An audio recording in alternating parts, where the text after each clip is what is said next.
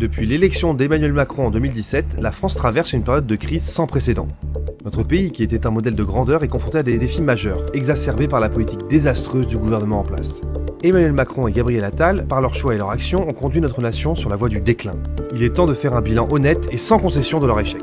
Dès le début de son mandat, Emmanuel Macron a géré notre pays comme une entreprise, préférant les intérêts des cabinets de conseil à ceux de son peuple.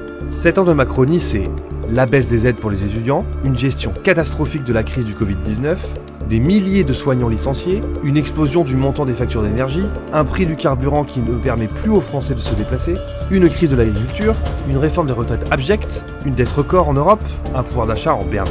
Paradoxalement, le macronisme, c'est aussi un gouvernement d'une générosité sans compter avec les millions de migrants qui entrent sur notre sol. Ces réformes, souvent imposées sans concertation ni dialogue, ont des conséquences dévastatrices.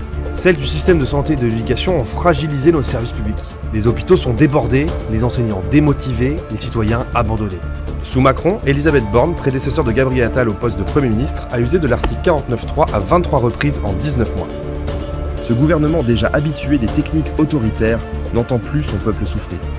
Quant à Gabriel Attal, il a montré son incapacité à relever les défis associés à la tâche qui lui a été confiée. Pur produit du macronisme et de sa communication, il restera le Premier ministre de l'impuissance. Nous ne pouvons plus accepter ces dérives. Il est temps de dire stop à ces politiques qui détruisent notre nation. Reconstruisons une France forte et juste.